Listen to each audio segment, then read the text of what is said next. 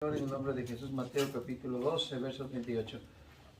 Entonces respondieron algunos de los escribas y de los fariseos diciendo: Maestro, deseamos ver de ti señal.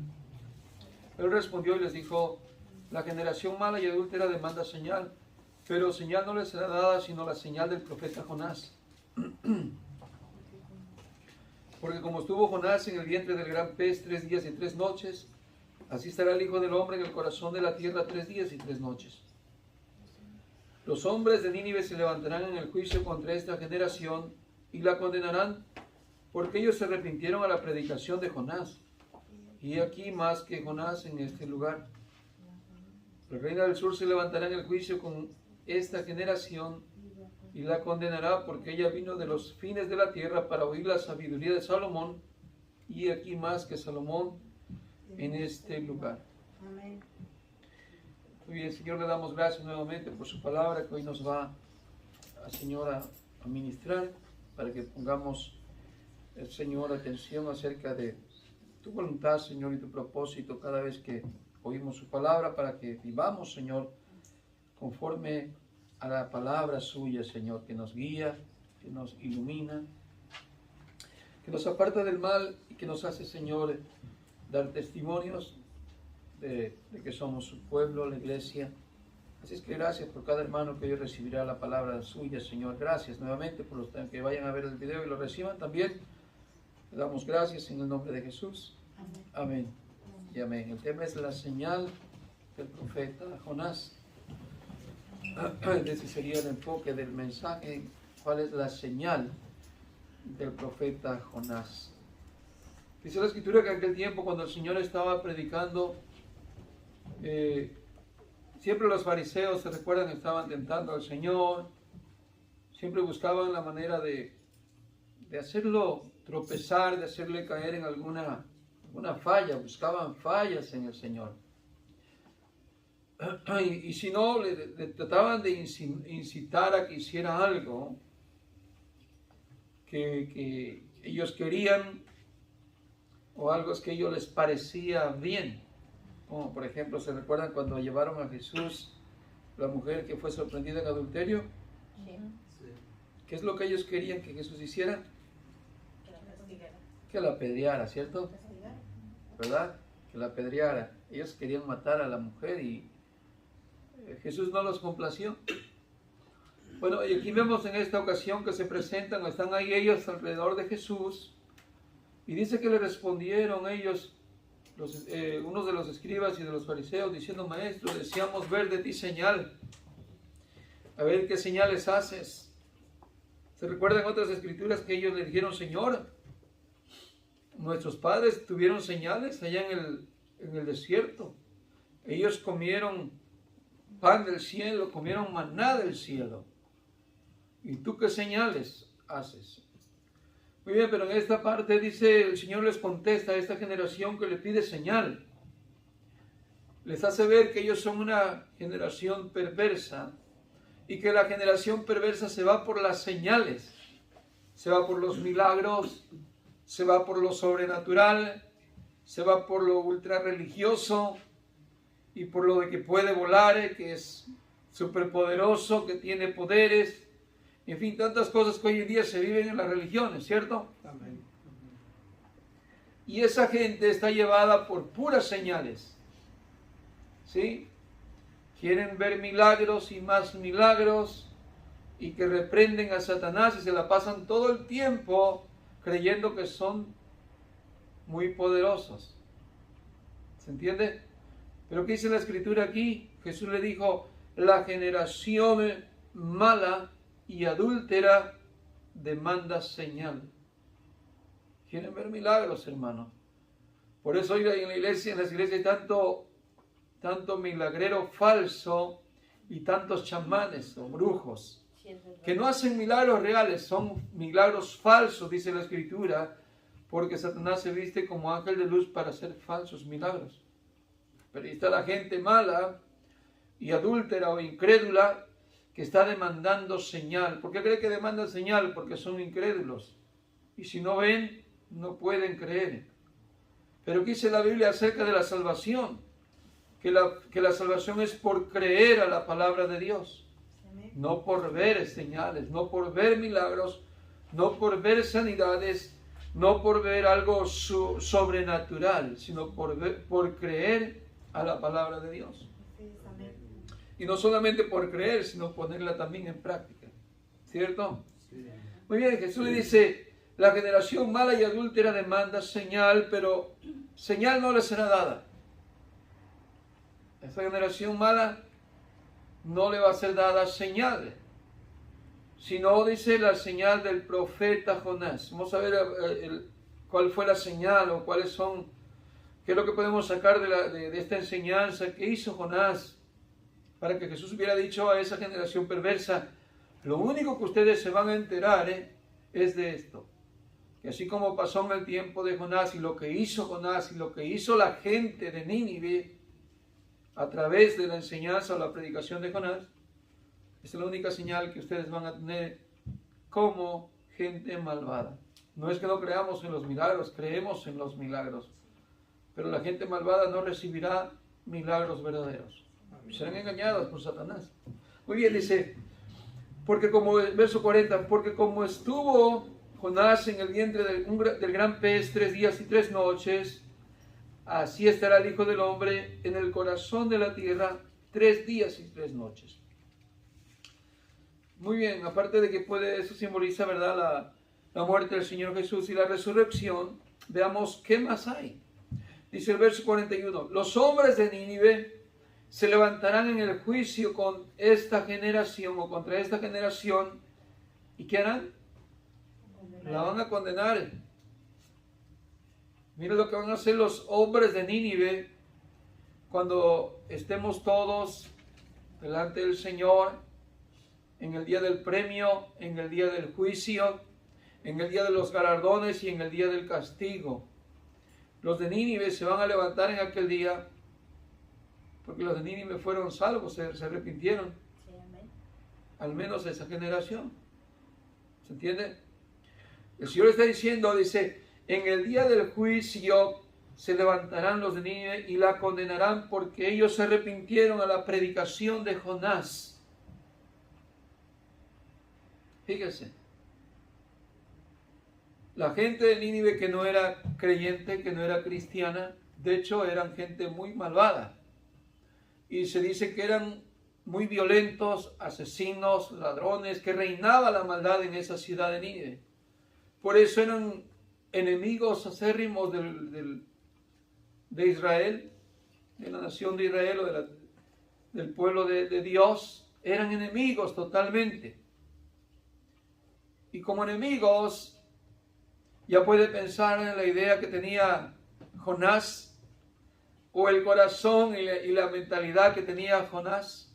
Ya puede imaginar qué tenía en su corazón, puesto que eran sus enemigos. A tal grado, fíjese, que cuando el Señor manda a Jonás a predicar la palabra, su palabra, este es un mensaje de misericordia que el Señor envía, sin duda, a los de Nínive. Aunque eran malvados, aunque eran todo lo que era, el Señor tiene compasión y tiene misericordia.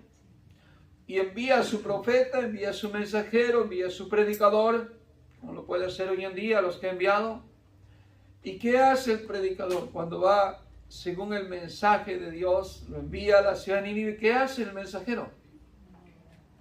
¿A dónde va? ¿Va con ganas a predicar la palabra del Señor? No. ¿Se siente gozoso de que el Señor está mandándolo a un pueblo perverso, un pueblo malvado, un pueblo lleno de maldad y de violencia? Va muy contento porque va a llevar el mensaje de esperanza, de oportunidad para aquellos que están en las tinieblas. ¿Va bien contento? No. Dice la Escritura que en vez de ir en el sentido donde Dios lo envía, que van en un sentido opuesto, en un sentido contrario, que vemos ahí el corazón, la mente, los pensamientos, sin duda del legalismo que tenía el profeta Jonás. ¿Se entiende? Nosotros tenemos nuestras leyes, somos los judíos, somos el pueblo de Dios, y si nadie practica lo que nosotros practicamos, no son gente buena, no son gente como nosotros, son gente perversa, gente malvada, y por lo tal no merece la salvación de Dios. Hoy en día reina eso. El legalismo, donde si usted pertenece a una denominación, una organización, y le obligan a hacer todos esos ritos que hay en la organización, están hablando de lo mismo, que su corazón es perverso y no llevan en la palabra de Dios la buena semilla, la buena voluntad de Dios a los que están perdidos, sino que los miran a los demás que están fuera de esa denominación, organización o religión, como quiera llamarla, los miran como los despreciados, los separados, los condenados, y que si no vuelves a tal religión o no estás en esa religión, tampoco eres salvo. Que vemos aquí puros legalistas también hoy en día. Reina el legalismo hoy, porque sin duda hay más religiones que en aquel tiempo cuando Jonás existía. Eso vemos hoy, ¿no? Que no se predica el sano evangelio. Miran a las otras personas, incluso nos ha pasado a nosotros como cristianos que somos, que cuando nos metimos de lleno a la religiosidad, nos sentimos los afortunados, los privilegiados, los puros de Dios, los santos escogidos de Dios, los apartados por Dios. ¿Se entiende? Y nos abrazamos tanto de una doctrina que llegábamos a mirar a los otros que estaban perdidos, que con ellos Dios no tenía nada que ver, que Dios se quedó solamente con nosotros, porque nosotros sí practicamos la pura y sana doctrina, ¿cierto? Y llegamos a menospreciar a otros y a condenarlos, y a no querer darles el mensaje. Y si se lo damos en forma de ira. Si no te bautizas en el nombre de Jesús, no eres salvo. Y si no hablas en lenguas, no eres salvo. Y le damos puro mensaje para condenar. ¿Se entiende?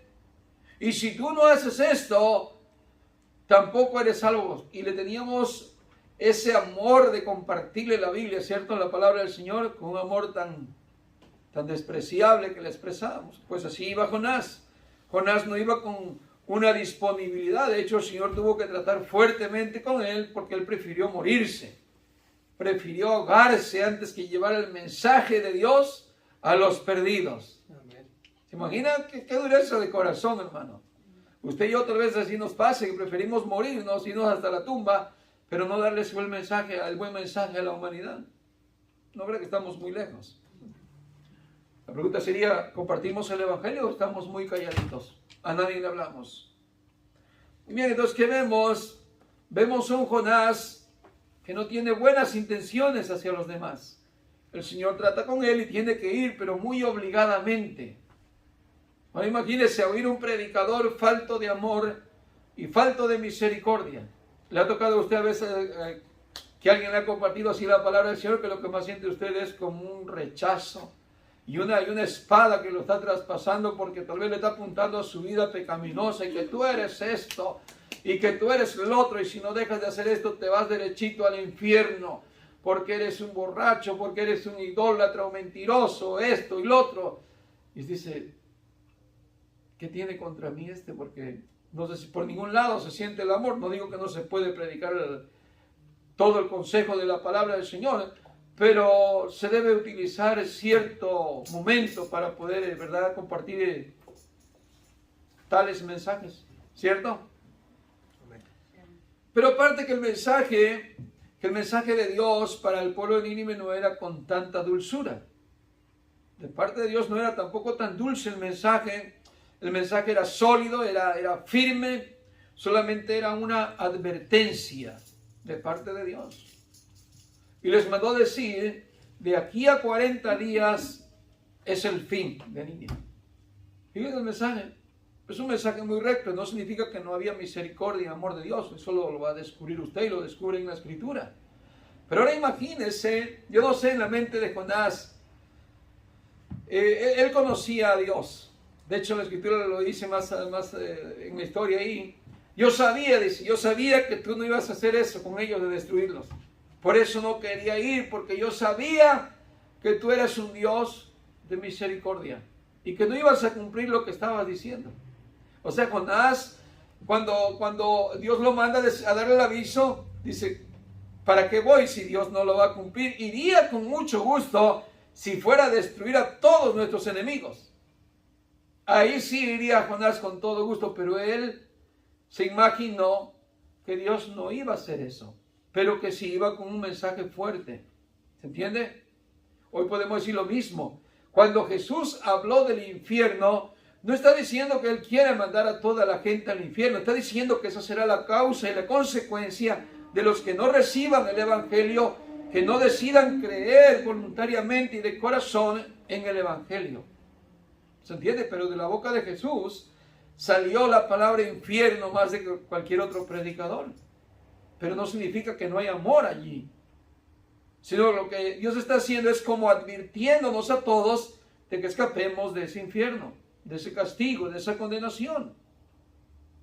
Así es que vemos a Jonás, que al final cumple con el mandato, va, imagínense, está gritando, está anunciando, va caminando por las calles de la ciudad y diciendo, Dios los va a destruir dentro de 40 días. Y con una voz de seguro, como de un... no muy amigable, sino como hablándole a un enemigo, sin compasión. Acuérdense que eran sus enemigos. Y él no va de buena gana, él va con mala gana. No les tiene compasión a esa gente. ¿Y qué sucede al final? La gente perversa, la gente malvada, esa gente que vivía al límite pecando y haciendo el mal, esa gente reconoció que el mensaje era de Dios, que el mensaje no era de sus enemigos, los israelitas, ni mucho menos de Jonás. Esos hombres entendieron por la voluntad de Dios que eso era un mensaje de Dios. Como hoy en día nosotros también hemos recibido el mensaje y por la voluntad de Dios hemos creído en Él, que su palabra es verdadera, que su mensaje es verdadero, que Él vino a morir por nosotros en la cruz y que le hemos creído y lo hemos recibido. Amén, hermanos. Amén. Ellos así lo creyeron. Eso de seguro no le gustó nada a Jonás. Para nada le gustó. Él lo menos que hubiera deseado es que la gente creyera. ¿Se entiende? Así es que el mensaje de por ahí, hermanos, era como bastante condenatorio desde su voz, su tono de voz, su corazón. Pero lo impactante de esto es que la gente perversa, esa gente que ya no contaba con esperanza de seguro, primero que nada es gente pagana. Dios nada que ver con ellos.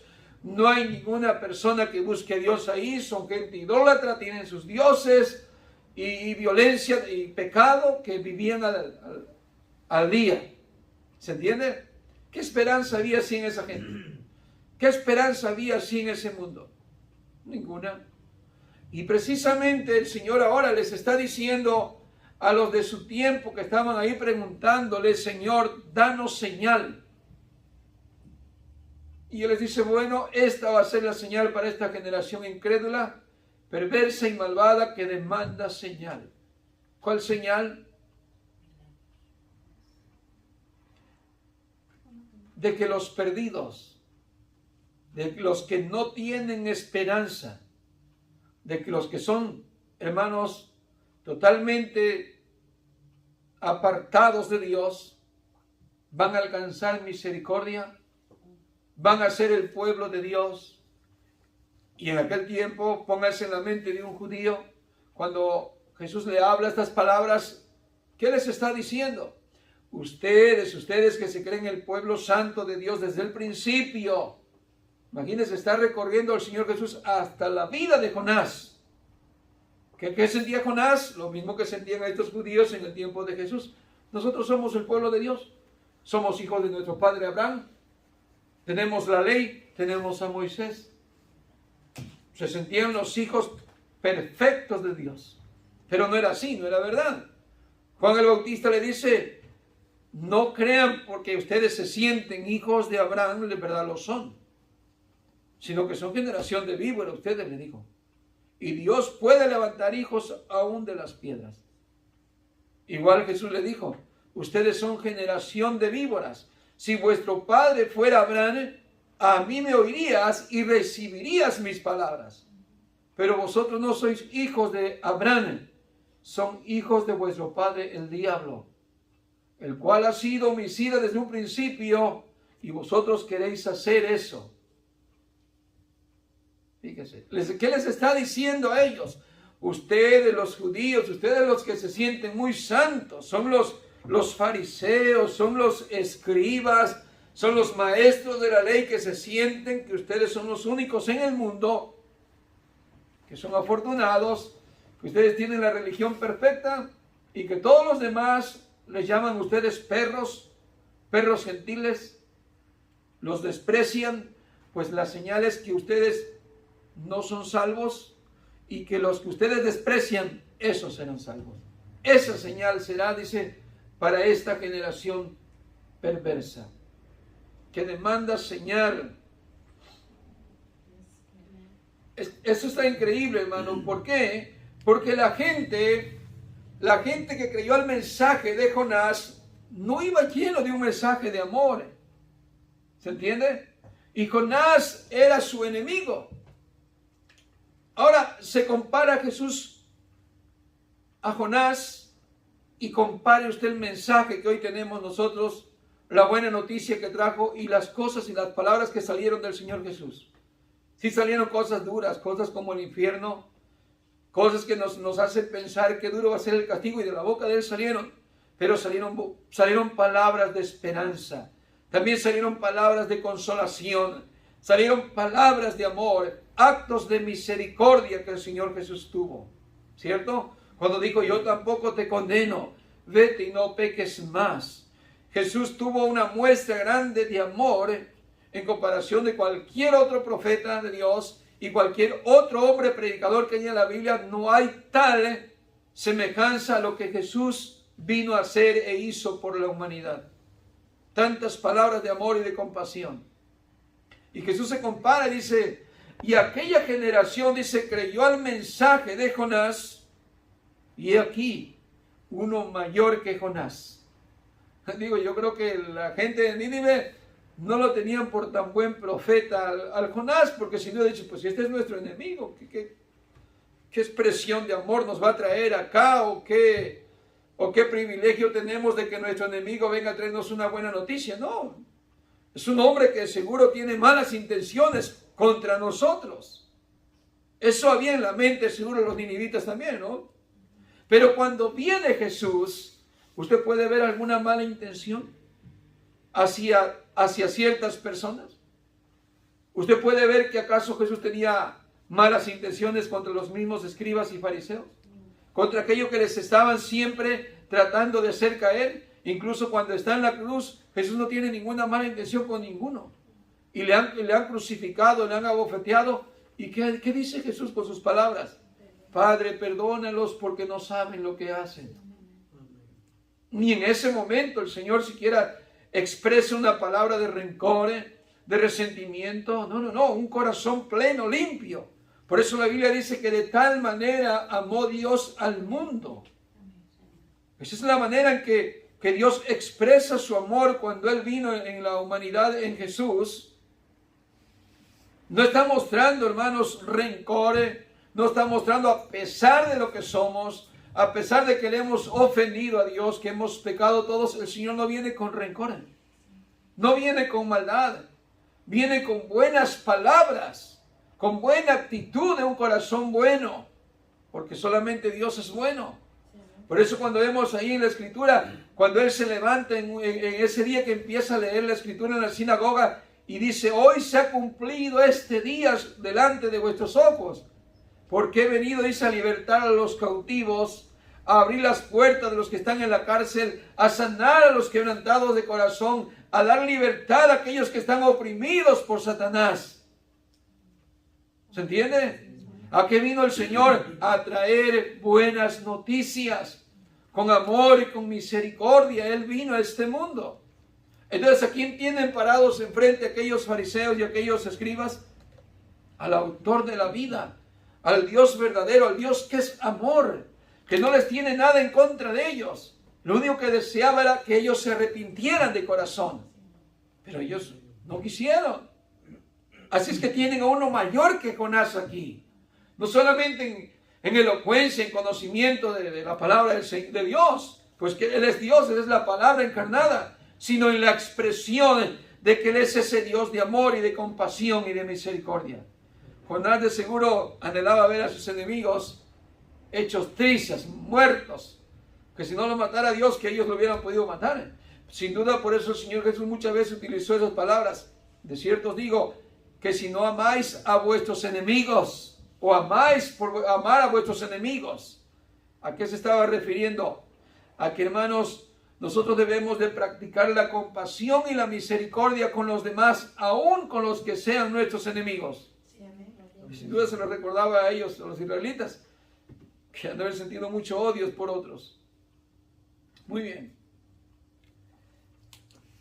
Así es que, ¿cuál es la señal, hermanos, que vino a los desamparados, a los afligidos, a los despreciados, a los olvidados, a los sin valor, a los que no tenían esperanza?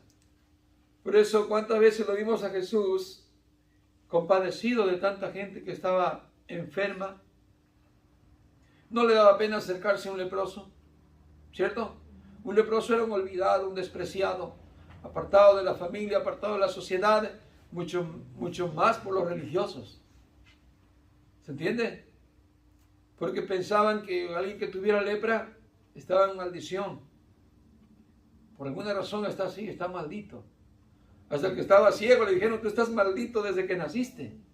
Y nos quieres enseñar a nosotros, para ellos, ver a alguien que estaba así enfermo, es más, cuando dice que estaban cientos de enfermos allá en el estanque de Betesda, inventaron tal cosa como que de cada en cuando descendía un ángel y movía las aguas, y el primero que entraba ahí era sanado, recibía un milagro.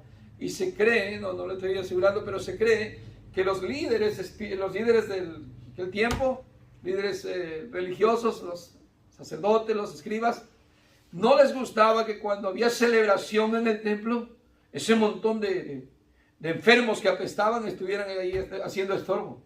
Porque querían el lugar acá, ¿me entiende? Limpio, bonito, pues es el templo. Pero aparte de eso, acuérdense que hacían mucho negocio. Y inventaron tal vez eso, y allá los mandaban al montón. Pero nunca no hay una registración de que alguien recibió un milagro, era solo un invento. Por eso cuando Jesús viene y mira eso, hace tanto milagro y tanta misericordia en sus narices de ellos, en el mismo templo. ¿Entiende? Porque ellos no tenían compasión. A los despreciados, allá los tenían abandonados. Y Jesús vino a esos. Ese es la gran señal para ellos. Y aquí estamos nosotros también, los gentiles, que éramos despreciados, o somos incluso por muchos judíos que todavía son de esa idea, somos despreciados porque nosotros no conocíamos a Dios, no venimos de ese contexto de la sangre judía, ni de mucho menos, ¿verdad? Pero he aquí el testimonio, que el Señor dijo de la antigüedad que daría celo con un pueblo que no era pueblo. Muy bien, en 1 Corintios 1:17 dice así: pues no me envió Cristo a bautizar, sino a predicar el Evangelio, no con sabiduría de palabras, para que no se haga vana la cruz de Cristo. Dice, porque la palabra de la cruz es locura a los que se pierden, pero a los que se salvan, esto es, a nosotros, es poder de Dios. A los judíos, hermanos, hasta hoy en día la cruz es como para el Papa una derrota. Pero para nosotros, dijo el apóstol Pablo, es el poder de Dios. Claro, para los judíos no quisieron que Jesús fuera su Mesías, pues ¿cómo va a terminar en una cruz? Es una vergüenza, ¿no? Muy bien, dice, verso 19, pues está escrito, destruiré la sabiduría de los sabios y desecharé el entendimiento de los entendidos. ¿Dónde está el sabio? ¿Dónde está el escriba? ¿Dónde está el disputador de este siglo? ¿No ha enloquecido Dios la sabiduría del mundo? Pues ya que en la sabiduría de Dios, el mundo no conoció a Dios. Mediante la sabiduría agradó a Dios salvar a los creyentes por la locura de la predicación. Porque los judíos piden señales y los griegos buscan sabiduría. Pero nosotros predicamos a Cristo crucificado, para los judíos ciertamente tropezadero y para los gentiles locura, mas para los llamados así judíos como griegos, Cristo poder de Dios y sabiduría de Dios. Porque lo insensato de Dios es más sabio que los hombres, y lo débil de Dios es más fuerte que los hombres. Pues mirad, hermanos, hermanos, vuestra vocación, que no sois muchos sabios según la carne, ni muchos poderosos, ni muchos nobles, sino que lo necio del mundo escogió Dios para avergonzar a los sabios, y lo débil del mundo escogió Dios para avergonzar a lo fuerte. Mire, aquí hay un verso muy importante, el verso 26. Dice, pues mirad, hermanos, vuestra vocación, que no sois sabios según la carne, y que más dice, ni muchos poderosos, ni muchos nobles. Claro que no somos eso. Somos la escoria en realidad nosotros, los más viles pecadores. Pero dice el verso 27, sino que lo necio del mundo escogió Dios. ¿Qué escogió Dios? Lo necio, porque lo que se creía sabio estaba incapaz de recibir la salvación. Los sabios de este mundo despreciaron la sabiduría de Dios y se envanecieron en su sabiduría, en su razonamiento. Dice, sino que lo necio del mundo escogió Dios, ¿para qué? Para avergonzar a los sabios, aquellos que se creían solamente el pueblo de Dios. Y dice, y lo débil del mundo escogió Dios para avergonzar a lo fuerte, y lo vil del mundo y lo menospreciado escogió Dios, y lo que no es para deshacer lo que es, a fin de que nadie se jacte en su presencia. Mas por él vosotros estáis en Cristo Jesús, el cual nos ha sido hecho por Dios sabiduría, justificación, santificación y redención, para que, como está escrito, el que se gloría, gloríese en el Señor. De por ahí de pasar a nosotros también, que nos quede bien claro que somos la escoria de este mundo. Somos los que van por delante al reino de Dios, pero no los buenos. Son los malos los que van por delante al reino de Dios. Jesús lo dijo. Dijo a los fariseos y a los escribas, ¿de dónde es el bautismo de Juan? ¿El cielo de los hombres? Y dijeron, no sabemos. Dice, pero la grandeza de Dios es justificada. Porque vino Juan el Bautista, ustedes no le creyeron. Pero hubo quienes sí le creyeron, que eso era de Dios, que era de la justicia de Dios. Y van por delante, ¿quiénes? Los despreciados, los que ustedes piensan que no tienen esperanza ni oportunidad. Los ladrones, las rameras, dijo Jesús, van delante al reino de Dios. Muy bien. Así es que por ahí que no se nos pase a nosotros, que también somos de esa parte, de los menospreciados, lo más vil y miserable de este mundo. En Lucas capítulo 5 y el verso 29,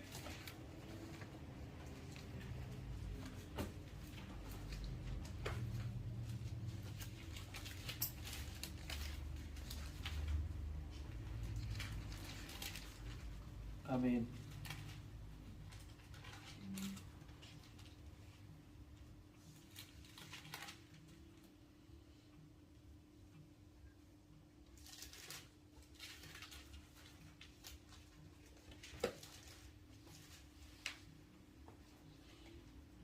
A ver, dije Lucas capítulo 5, ¿verdad? Verso 29.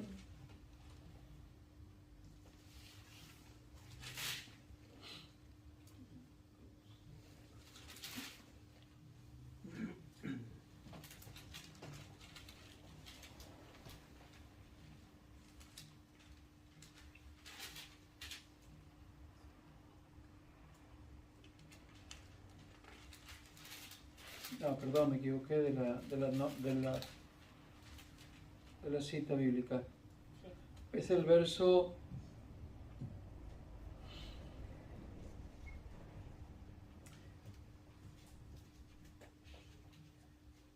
verso 27, 5:27.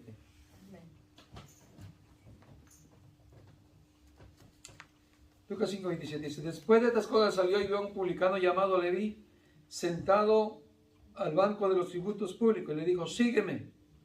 Y dejándolo todo se levantó y le siguió. Miren qué forma de convertirse al Señor. Hay quienes se convierten de rápido, así. Y hay quienes que llevan un proceso de conversión. ¿sí? Hay quienes tardan, hermanos, un montón de tiempo para hacer una entrega plena, pero hay quienes en 2, 3 días tienen una conversión bien rápida, como el apóstol Pablo. El apóstol Pablo en 3 días que estuvo en ayuno, después de que el Señor se le apareció, se convirtió con todo su corazón, ¿sí? Pero hay otros que se llevan todo un proceso, digamos todo un proceso, bueno, cada quien según el propósito de Dios, ¿verdad? Muy bien. Dice, aquí vemos un hombre que rápido también le siguió, verso 28, y dejándolo todo se levantó y le siguió. Y Leví le hizo gran banquete en su casa, y había mucha compañía de publicanos y de otros que estaban a la mesa con ellos. Publicanos, estamos hablando de ¿quiénes? Pecadores. Y los escribas y los fariseos murmuraban contra los discípulos, diciendo, mira, aquí vamos a tomar esto ya muy en cuenta. Les pido que tomen atención de esto, tomen nota. Ya un tiempo para acá, hermanos, ya hemos aprendido más buena y sana doctrina, pero hay cosas que todavía nos faltan practicar. La misericordia, la compasión, el amor. Y dejar de tener el dedo aseñalador.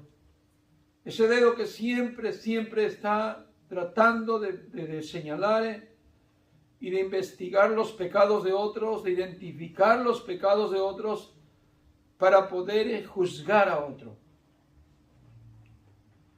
Si usted lo hace y yo lo hago de aquí en adelante, usted y yo somos fariseos. Que le quede claro. Que le quede claro. Si usted habla de un hermano, si habla de otro hermano, si ponen mal a un hermano con sus palabras, dándole a otra hermana, a otro hermano, palabras de un hermano que le hagan sentir mal a un hermano y que esté poniendo en mal la reputación del otro hermano, dése cuenta que usted es un fariseo. Y se lo digo con todo el amor de Dios. Y le digo que se prepare con todo su corazón ahora, porque si vamos a participar de la Santa Cena, tenga cuidado.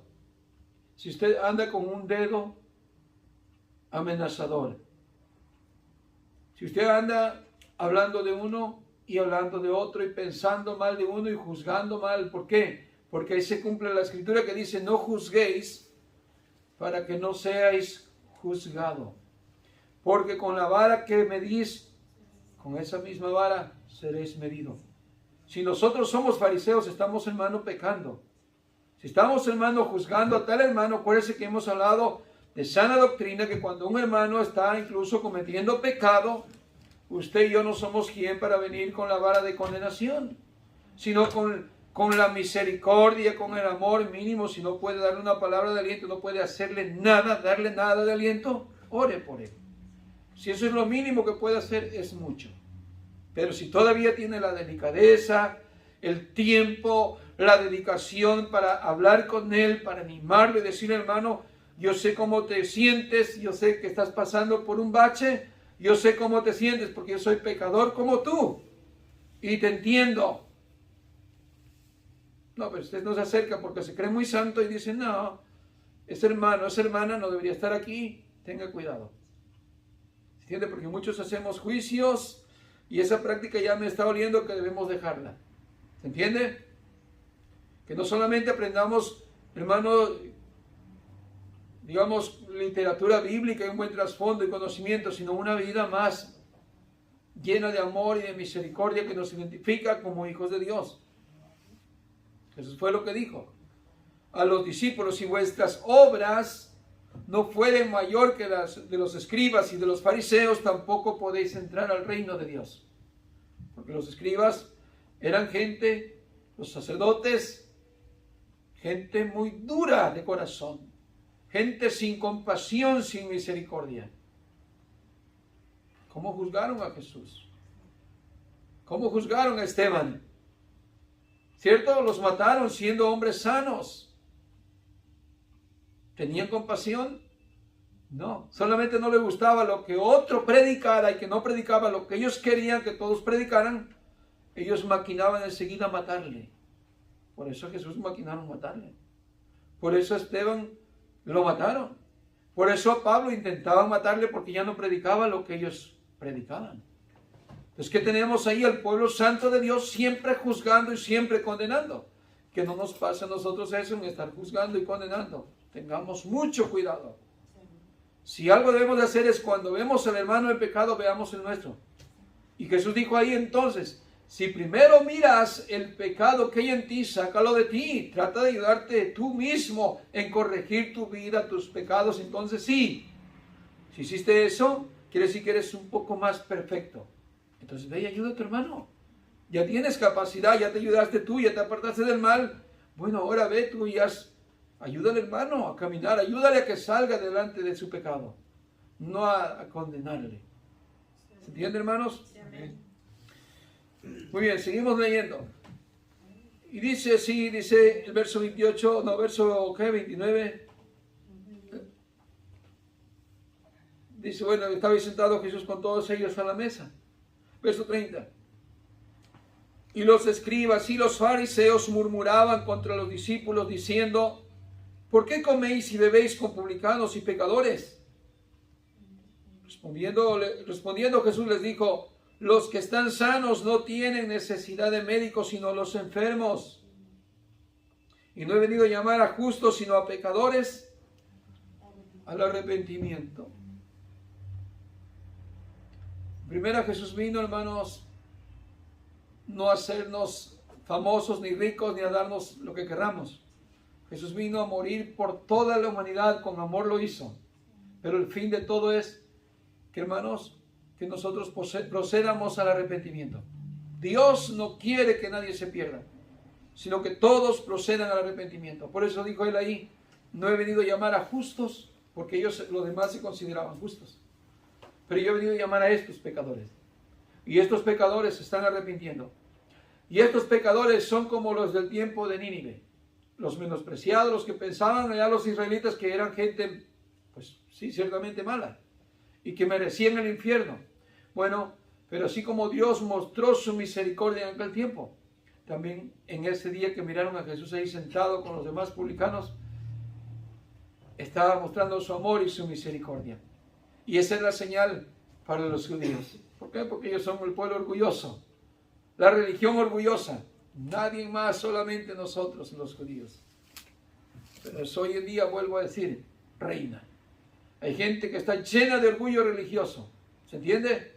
Y por ahí te llaman los hermanitos separados. Y si no vuelves a mi religión, tú estás perdido. Pobrecito de ellos. El legalismo. ¿Entiendes? Pero no solamente esa religión.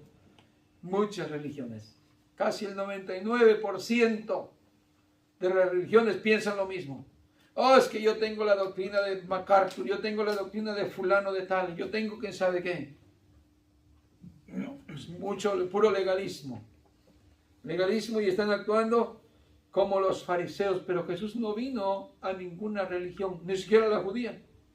¿Se entiende? Él no vino a decir esta es la religión y cualquiera que no practique la circuncisión o guarde esto. No, Jesús vino a tener un mensaje de amor y de esperanza para todos los perdidos. Y la única manera de que podamos, ¿verdad?, recibir ese regalo es, hermano, a través del arrepentimiento y la fe en Él. El que cree en Él ya tiene vida eterna. Amén, hermanos. Amén. No hay que entrar en un montón de ritos y leyes que practicaban en aquel tiempo. Hoy tenemos nuestros ritos, claro que los tenemos, pero son por actos de fe y de obediencia, que lo hacemos, no porque por ello vamos a ser salvos. Muy bien, vamos a darle gracias a Dios, hermanos. Pónganse de pie. Gloria a Dios. Y nosotros, hermanos, no vayamos tras señales. ¿Entiende? No vayamos tras señales, no seamos de aquellos que demandan señales, porque hoy en día también hay gente que pide mucho milagro a Dios. Y están probando a Dios y dicen, Señor, si me haces el milagro, Dios no quiere que le pidas esas señales. Porque esas señales piden los que tienen mal corazón. Dios sabe que tenemos necesidad. ¿Por qué tenemos que desconfiar de Dios? ¿Por qué tenemos que ir tras la vista, lo que ven nuestros ojos? Es mejor que creamos al Señor. Por eso Él dijo en aquel día, bienaventurados los que no vieron, pero creyeron a la palabra. ¿Se entiende? Que Dios mire en tu corazón una fe genuina que aunque no recibas un milagro, No sé, tal vez te puedas morir con la intención de haber visto un milagro, ¿cierto? Pero tu corazón es obediente a Dios y le puedes decir, Señor, si lo puedo ver, qué bien, y si no, pues tal vez lo haga después que yo muera. Han pasado cosas así. Pero tenemos que aferrarnos a estar buscando señales. Porque por esa causa, ¿cuánta gente es engañada por Satanás? Allá van tras señales. Allá van tras las señales. ¿Se entiende? Incluso el pueblo de Israel, hermanos, todavía no ha visto a su Mesías, todavía lo está esperando. Están esperando señales, queriendo ver señales. Pero nosotros no somos de los que buscan señales. Amén. Sino que gracias a Dios, que aunque no le conocíamos, aunque no éramos dignos, ciertamente, hermanos, somos de lo más vil y miserable del mundo. ¿De dónde venimos? Del paganismo completo. Del totalmente, hermano, lo desobediente a Dios. De ahí venimos.